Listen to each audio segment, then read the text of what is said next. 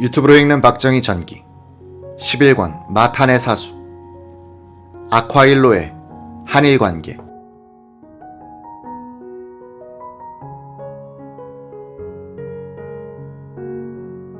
(1974년 9월 19일) 오후 3시부터 4시 45분까지 청와대 서재에서 있었던 박 대통령과 신하 특사의 면담록은 최근 외교부에 의하여 공개됐다. 이 자리에는 김동조 외무부 장관, 김정념 대통령 비서실장, 우시로쿠 주한 일본 대사, 아리타 게이스케 일본 외무성 심의관이 배석했다.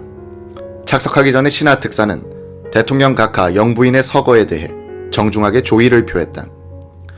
박 대통령, 한일 국교 정상화 당시에 외무 대신으로서 각별한 노력을 하였던 신하 특사가 근본 양국 간의 어려운 문제를 해결하기 위하여 직접 우리나라를 방문하여 준 데 대하여 경의를 표하는 바이다. 근본 문제를 둘러싸고 한일 간의 관계는 한때 아콰일로를 달려 타국 직전에까지 이르렀으나 양측이 성의와 인내를 가지고 노력한 결과 해결의 실마리를 찾게 된 것을 매우 다행한 일로 생각한다. 특히 이번 문제의 해결을 위하여 여기 있는 우시로쿠 대사가 헌신적인 노력을 한 데 대하여도 경의를 표하는 바이다. 신하 특사, 근본 문제에 관해서는 다나카 가쿠에이 총리 대신이 현재 남미를 여행하고 있습니다만 본 문제의 귀추에 대해서 비상한 걱정을 하고 있으며 이번에 다나카 총리의 요청에 의하여 본인이 친서를 가지고 와서 각하께 올리고자 방한하였습니다. 그 내용에 대해서는 그간 외교 루트를 통하여 많은 절충이 있었으며 일본 측으로서는 한국 측 요망에 따라 친서를 수정하는 문제도 생각해 봤습니다만 그와 같이 되지 못하고 본인이 그간 양국 사무당국에서 있었던 절충의 경위에 따라 친서에 부연해서 설명드릴 사항을 문서로 작성해 가지고 있기 때문에 그것을 이 자리에서 각하께 말씀 올리고자 합니다. 이상 말씀드린 이외에 이번 기회에 한일 양국 간의 관계에 대한 본인의 소견을 말씀드리고자 합니다. 한일 양국 간의 국교가 정상화됐을 때 마침 본인은 외무 대신으로서 이에 관여하여 각하와 귀국 정부에 많은 신세를 졌습니다. 그 후 약 9년이 경과하였습니다만 10년도 안 된 기간에 우리 양국 간에 이와 같은 일이 있으리라고는 생각지 못하였으며 본인은 당시 한일 양국이 양양한 전도를 기약하고 있다고 생각하였던 것입니다. 그러나 그동안에 세상도 많이 바뀌었습니다. 유행이도 일본 경제는 붐의 물결을 타고 번영 일로를 달렸고 한편 미국은 월남 전쟁으로 많은 경제적 희생을 치른 결과 미국 경제가 흔들리는 사태가 됐습니다. 어쨌든 일본은 붐의 물결을 놓치지 않고 지내왔는데 뜻밖에도 닉슨 키신저의 대중공 접근 정책이 돌연 들이닥쳐 일본 정부로서는 크게 당황하고 또 그동안 일본 번영의 지주가 되어온 미일 안보조약 체제가 흔들리는 동시에 일본 언론계에서는 미일 안보조약이 더 이상 필요 없지 않는가 하는 유력한 의견까지 대두하게 됐던 것입니다. 또한 구라파의 일각으로부터 불어온 대탕트, 즉 국제 긴장 완화의 물결은 일본에도 들이닥쳐 미, 중공 관계 개선 이후에는 더욱이 미일 안보 체제가 필요 없다는 공기가 충만하게 됐던 것입니다. 일중 국교 회복은 세계 대세라고 하더라도 오랫동안 지속되어 온 일본과 대만의 관계가 한편의 강요 담화로서 방기되는 사태가 발생했고 일본의 자민당 내에서도 이 문제를 둘러싸고 동요와 혼란이 있었습니다. 일중 국교 수립은 세계의 대세에 따른 것이라 하는 수 없다고 하더라도 하루아침에 대만을 저버리는 것은 국제적 신의 및 예의에 비추어 잘못된 것이라는 의견도 있었으나 큰 목표인 일중 관계 수립에 지장을 줄 수 없다는 생각에서 대다수가 참게 되었던 것입니다. 그와 같은 와중에서 한일 간의 문제가 그 본질은 여하간에 국민의 여론에서 점차 퇴조하지 않을 수 없었다고 생각되며 의식하지 못한 채 대세에 밀려가는 기분이었다는 것을 반성하지 않을 수 없습니다. 이와 같은 방심 상태가 근본 문제의 배경이 되고 또 저변에서 작용하지 않았는가 생각합니다. 실은 본인이 외무 대신 재임 중에 조선대학 문제가 대두되었고 조선대학이 각종 학교의 지위를 가지고 있었던 바 특별 입법을 통해서 이를 규제하고자 하였으나 결국 성공하지 못했습니다. 당시 조선대학 측의 주장은 제1조선인이 특별한 지위의 국적을 취득하였다고 하더라도 민족의 과거를 더듬어 민족의 역사와 연혁을 가르치는 것은 당연하다는 명분을 내세웠고 일본 측도 조선대학에서 혁명교육을 할 것이라는 것은 알고 있었으나 이것이 표면에는 나타나지 않았기 때문에 공연히 건드려서 시끄럽게 할 필요가 없다는 생각으로 성사치 못하였는 바 아마 이런 일은 일본 외에는 예가 없을 것입니다. 따라서 본인으로서는 마음에 걸리는 상태에서 외무 대신직을 떠나게 됐던 것입니다. 그 후에도 조선대학 문제에 관해서는 야당이 전혀 떠들지 않았기 때문에 항상 야당이 떠드는 것을 막기에 급급한 자민당으로서는 다른 것을 생각할 여지가 없었다고 생각됩니다. 본인은 차제에 다시금 이와 같은 경위를 상기하면서 우리가 이 문제를 기본적 관점에서 생각해 나가지 않으면 안 된다고 생각합니다. 일본의 검찰 당국도 여론이 떠들지 않으면 문제 삼기가 어렵다고 생각하고 있습니다. 실은 자민당 내에서 본인과 친한 인사 몇 사람이 이 문제를 제기하여 기본적으로 개선할 필요가 있다는 것을 이야기하였던 바, 그들도 모두 본인의 생각에 동감이었으며 결심해서 이 일을 추진하기 위하여서는 사회당과 대결할 수 있는 무장을 갖추고 대처해 나가야 한다는 의견이었습니다.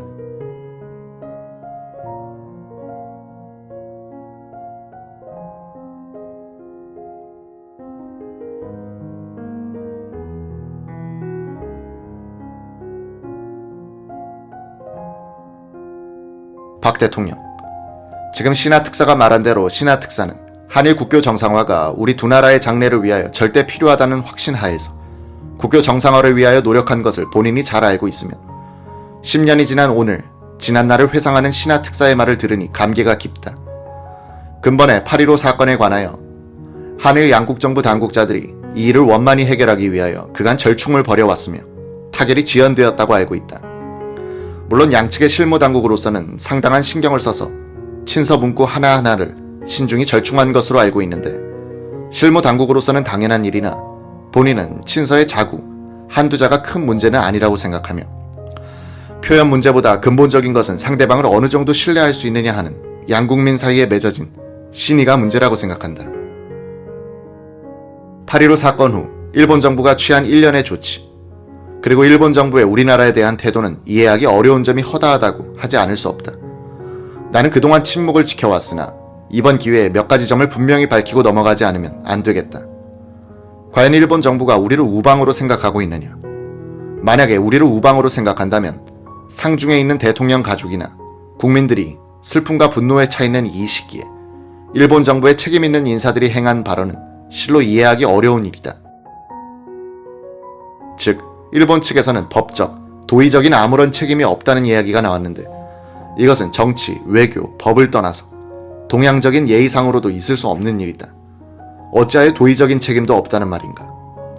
이번 사건의 범인은 일본 정부가 발행한 여권을 가지고 들어와서 일본 경찰이 사용했던 권총으로 범행을 저질렀는데 물론 일본 정부가 시켰다거나 고의로 그렇게 했을 리는 없겠지만 이 사건은 큰 결과를 가져왔으며 이것은 분명히 일본 정부의 과실이고 또 과실 중에서도 중과실이라고 하지 않을 수 없는 것이다. 근본 절충의 과정에서 일본 측 책임의 표현 문제에 관하여 논란이 있었던 것 같은데 내가 알기로는 일본 외무성에는 수재나 엘리트 관료들이 모여있는 것으로 아는데 그들이 어찌해서 자기 주장만을 고집하는지 이해할 수 없는 일이다. 어찌하여 도의적 책임 외에 아무 책임도 없단 말인가? 범죄의 음모가 일본 국내에서 이루어졌고 또 일본 내에 있는 불법 단체에 의하여 오래전부터 계획되어 온 것이 명백하다. 우리는 일본을 경유해서 침입하는 간첩을 그간 수백 명 체포하고 그들을 조사한 결과 조총련이 이런 음모를 획책하고 있는 것을 알고서 일본 정부에 대하여 이를 단속해달라는 정식 요청을 지난 5월 18일에 일본 정부에 전달한 바 있다. 그러나 일본 정부는 아무런 조치도 취하지 않았으며 그 결과 8.15 사건이 발생한 것이다. 어찌하여 책임이 없다고 하겠는가?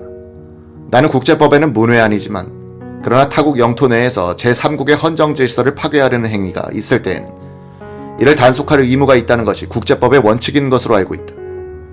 일본 정부 당국은 일이 있을 때마다 국내법의 테두리 안에서 처리한다는 말을 하고 있는데 내가 알기에는 일본 헌법에도 국제법을 존중한다는 규정이 있다고 알고 있다.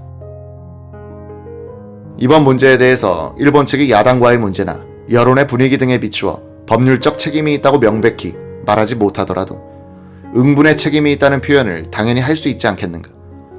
이 문제에 대하여 그간의 절충 결과 일본 측도 그 나름대로의 책임을 느낀다는 것을 밝히게 된 것은 응분의 책임을 느낀 것으로 생각하고 나는 다행스럽게 여기는 바이다. 또한 이 문제에 관하여 나는 입장을 바꿔서 생각해 볼 필요가 있다고 본다. 근본의 일본 측 태도는 한국을 너무나 무시한 태도라고 본다.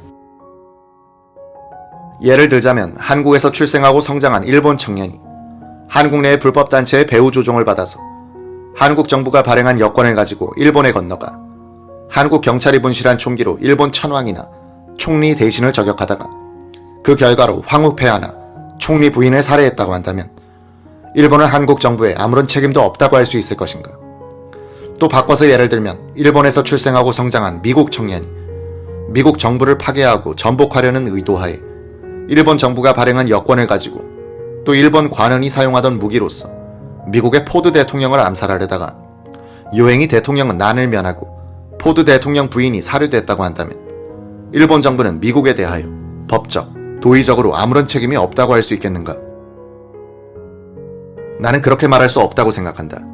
이번 일본 측의 태도는 한국을 무시한 처사라고 생각하지 않을 수 없으며 나는 한때 일본 정부가 끝내 우리에게 이런 태도로 나온다면 우리는 일본을 우방으로 인정할 수 없지 않느냐 하는 생각을 가진 바도 있었다. 다음으로 범인 수사에 대한 일본 측의 태도도 같다고 하지 않을 수 없다. 저격범 문세광이 자백한 바에 의하면 조총련 조직원인 김오룡이 배후에서 조종하고 자금을 댄 것이 명백하며 또 유시오 유키오 부부는 문의 여권 획득을 알선하고 요시 미키코는 권총을 구하러 문과 함께 홍콩에까지 다녀왔다. 그런데 김오룡에 대한 일본 경찰 당국의 수사는 매우 미온적이며 요시 미키코는 일단 구속됐으나 바로 석방됐는데 물론 일본 법원이 그렇게 했다고 할 수 있을지 모르나 일본 법원도 넓은 의미에서는 일본 정부의 일부분 아닌가. 이번에 한국 국민들의 감정이 폭발한 원인은 바로 여기에 있는 것이다. 또 하나 우리가 이해할 수 없는 대목은 조총련에 대한 일본 정부의 태도다. 신하 특사도 지적한 바와 같이 일본에 있는 조선대학은 공산당 간부를 교육하고 대한민국 정부를 파괴하고 전복하기 위한 간첩 양성소이며 아마 자유진영에 속하는 나라에 공산대학이 존재하는 곳은 일본뿐이라고 생각한다. 모든 범죄의 근원은 조총련이고 한일 간의 이간을 책동하는 것도 조총련인데 일본 측은 왜 조총련을 그렇게도 비호하고 두둔하는가? 조총련에 치외법권이 있는 것도 아닐 텐데 이해할 수 없는 것이다. 조총련의 이와 같은 불법 행위는 일본 경찰이 누구보다도 잘 알고 있다고 생각한다. 북괴는 교육비라는 명목하에 연간 수십억 원의 공작비를 조총련에 보내고 있는데 이와 같은 공작비는 스파이 양성과 일본 내에서 반한국적 여론을 조성하는 공작비로 사용되고 있으며 조총련의 20만 조직은 북괴의 지령에 의하여 남한의 적화 공작을 하고 있는 것을 일본 경찰 당국도 부인할 수 없을 것이다. 다음으로 일본이 대남 적화 공작기지화되고 있는 문제다. 이번에 문제가 된 만경봉호는 표면적으로는 무역선이나 실제로는 북괴의 공작원을 싣고 내왕하면서 조총련에게 지령을 주고 있는 이동하는 대남 적화기지라고 하지 않을 수 없다. 본인이 알기에는 그간 만경봉호에 승선한 인원이 연 13만 명이라는 통계가 나와 있다고 하는데 이것은 일본 당국에서 나온 통계라고 생각한다. 또 내가 알기에는 만경봉호에 승선할 때 여권을 가지고 타는데 어떤 자는 자기 여권을 다른 사람에게 주어 하선시키고 자기는 만경봉호로 북괴에 가서 간첩훈련을 받은 후 다시 만경봉호로 일본에 돌아와서 이번에는 자기 여권으로 하선하는 등의 행위를 하고 있다고 하며 이것은 체포된 조총련계 간첩이 자백하고 있는 사실이다. 따라서 나는 일본 영토가 대남 적화 공작기지로 이용되고 그와 같은 조총련의 기지가 성역화한다는 것은 한국 안보에 중대한 위협을 주는 것이라고 보지 않을 수 없다. 그런데도 기무라 외상은 한국이 북으로부터 위협이 없다는 발언을 하였는데 북의 위협은 직접 북쪽으로 받는 위협과 또 하나는 일본을 경유하여 남으로부터 받는 위협이 있다. 한국의 대통령이 직접 생명의 위협을 받고 그 가족이 내 눈앞에서 피살이 되는데도 위협이 아니라고 한다면 기무라 외상이 말하는 위협이란 무엇을 의미하는 것인지 이해할 수 없는 일이다. 기무라 외상의 이야기가 나왔으니 이야기를 하지 않을 수 없는데 기무라 외상은 최근 몇 가지의 중대한 발언을 행했다. 그중 하나가 이미 언급한 북으로부터의 위협이 없다는 발언이고 또 하나는 한국 정부를 한반도의 유일한 합법 정부로 인식하지 않고 있다는 발언을 일본 의회에서 행하였다는 바. 일본 정부의 공식 해명이 없어서 자세한 것은 알 수 없으나 이와 같은 기무라 외상의 발언은 우연히도 북괴의 주장과 일치되는 것이다. 북괴는 대한민국 정부를 불법 정부라고 하면서 대한민국과 미국이 북한을 침범하기 위하여 전쟁 준비를 하고 있다고 주장하고 있는데 이와 같은 주장은 기무라 외상의 발언과 일맥상통하는 데가 있다고 하지 않을 수 없다. 다음으로 이 문제는 중요하기 때문에 다시 한번 강조하지 않을 수 없으며 지난번 장례식 때 다나카 총리가 내한하였을 때에도 간곡히 이야기한 바 있다. 이것은 조총련에 관한 문제다. 나는 신하 선생께서 다나카 총리의 특사로 오신 이 자리에서 대한민국 대통령으로서 특사에게 분명히 나의 견해를 말하고자 하는데, 조총련이 앞으로도 일본 국내에서 지금과 같은 대한 파괴 및 전복 공작을 계속한다는 것은 대한민국 안보에 중대한 위협이라는 우리 정부의 견해를 분명히 말하여 두는 바다. 이는 우리의 직접 생존에 관한 문제요, 사활에 관한 중대한 문제다. 나는 앞으로 일본 정부가 조총련을 철저히 단속해서 이번과 같은 불행한 사건이 재발하지 않도록 적극적으로 협력해 줄 것을 재삼 요망하는 바이다. 만약에 불행하게도 이번 사건이 재발할 시에는 양국의 우호 관계에 다시는 돌이킬 수 없는 불행한 사태가 일어날 것을 지극히 우려하지 않을 수 없다. 이미 지적한 바와 같이 20만 조직을 가진 조총련은 일본의 장래를 위하여서도 암적 존재이며 일본 공산당보다도 더 위험한 존재다. 나는 차제에 일본 정부가 철저한 발본적 조치를 취하는 것이 기묘하다고 생각하며 속담에 있듯이 양호유안의 결과가 되지 않기를 바란다. 일시 아커일로를 치닫던 양국 관계가 양국 정부의 이성과 인내와 꾸준한 노력으로서 일단 타결을 보게 된 것을 기쁘게 생각하며 다행한 일로 생각한다. 그한 양국 정부의 노력도 있었으나 보이지 않는 곳에서 이를 걱정하고 원만한 해결을 위하여 전력해주신 신하 선생과 일본의 친한적 인사들의 따뜻한 우정과 노력에 감사하며 또 근본 한일 간의 문제 해결을 위하여 헌신적 노력을 한 우시로쿠 대사의 노력을 치하하는 바이다. 끝으로 한마디 해두고 싶은 것은 이것으로 문제가 다 해결된 것은 아니며 양국 정부와 국민이 서로의 특수한 입장을 이해하면서 상호 존중하고 신의를 지켜나가야만 양국 간의 항구적인 우호 관계를 유지할 수 있다고 생각한다. 신하 특사 대통령 각하께서 각 문제점에 대해서 지적하신 것은 지당하신 말씀이라고 생각하며 그중 어떤 문제에 대하여 이미 외무성에서 어떻게 말씀드렸는지는 모르나 지금 말씀하신 것은 깊이 명심할 일들이라고 생각합니다. 특히 문제의 근본은 지적하신 대로 조총련의 기본적인 성격인 바, 이것은 매우 큰 문제로서 우리는 감시의 눈을 게을리하지 않으면서 한일 간의 격이 없는 분석과 그 결과를 교환함으로써 결론을 내야 한다고 생각합니다. 일본은 정치기구가 복잡하기 때문에 야당의 실태를 볼 때 국내에 일본적 조총련이 또 하나 있는 감이 있습니다. 근본 대통령 각하 영부인께서 서거하신 비통한 일이 있던 바로 그 무렵에 사회당 서기장이 김일성을 방문한 일이 있었습니다. 본인은 지금 각하께서 말씀하신 사항을 충분히 고려해서 그 대책을 힘차게 그리고 신중하게 세워나가야 한다고 생각하며 앞으로 일본의 당과 정부에서 의견을 종합해서 다시 말씀드리는 기회가 있으리라고 생각하는 바입니다.